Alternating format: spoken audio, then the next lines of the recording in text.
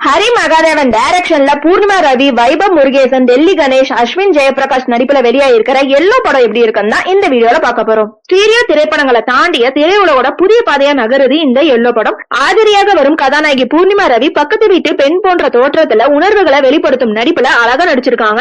குறிப்பா தனது காதலன் வேறொரு பெண்ணை திருமணம் முடித்து அவங்கள தம்பதிகளாக சந்திக்கும் சமயம் அவங்களோட பேசும் போதும் திரும்பி நடந்து செல்லும் போதும் ஆதிரை காட்டும் அந்த உணர்வு அழகா நடிச்சிருக்காங்க. 40 வருஷம் இடைவெளியே இல்லாம உழைச்சனால பக்கவாதத்துல படுத்துவிடும் அப்பாவின் குடும்ப பொறுப்புகளை ஏற்று சுமக்குறாங்க ஆதிரை. உயர்கல்வி, அதற்கேற்ற வேலை என வேறொரு உலகத்தை தேடி நகரும் சந்தோஷுக்கும் ஆதிரைக்கும் ஒரு காதல் வருது. ஒரு சந்தர்ப்பத்துல அந்த காதல் சுக்குநூறா உடைஞ்சிருது. அந்த காயத்துல இருக்கும் ஆதிரைக்கு அப்பாவோட அனுபவ வார்த்தைகள் கொஞ்சம் ஆறுதலா இருக்கு.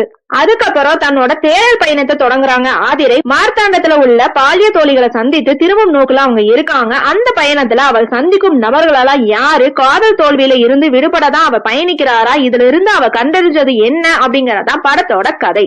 கதாநாயகன் சாயங்கிற கேரக்டர்ல வைபவ் முருகேசன் நம் வாழ்க்கையில இப்படி ஒரு நண்பன் கிடைக்க மாட்டானா அப்படின்னு ஏங்க வைக்கும் கதாபாத்திரத்துல அருமையா நடிச்சிருக்காரு.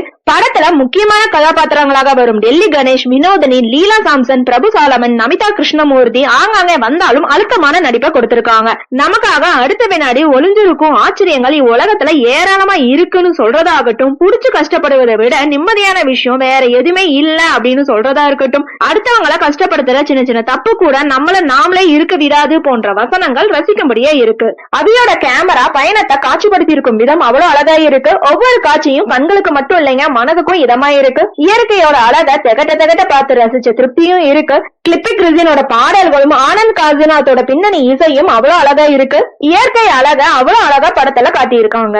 படம் ஃபுல்லாவே இயற்கை, வானம், நட்சத்திரம் எல்லாத்துக்கும் மேலாக வான்ல நம்மளோட வாழ்க்கையோடு இணைந்து வருவதை வண்ணமயமா காட்டி இருக்கிறது பேரழகுனே சொல்லலாம். ஆக மொத்தத்துல எல்லோ இயற்கை அழகை ரசிக்கிறவங்களுக்கு படம் ரொம்ப பிடிக்குங்க. ஓகே ஃப்ரெண்ட்ஸ், நெக்ஸ்ட் வீடியோல பார்க்கலாம். இந்த வீடியோ உங்களுக்கு பிடிச்சிருந்தா லைக், ஷேர், சப்ஸ்கிரைப் பண்ணுங்க. தேங்க்யூ.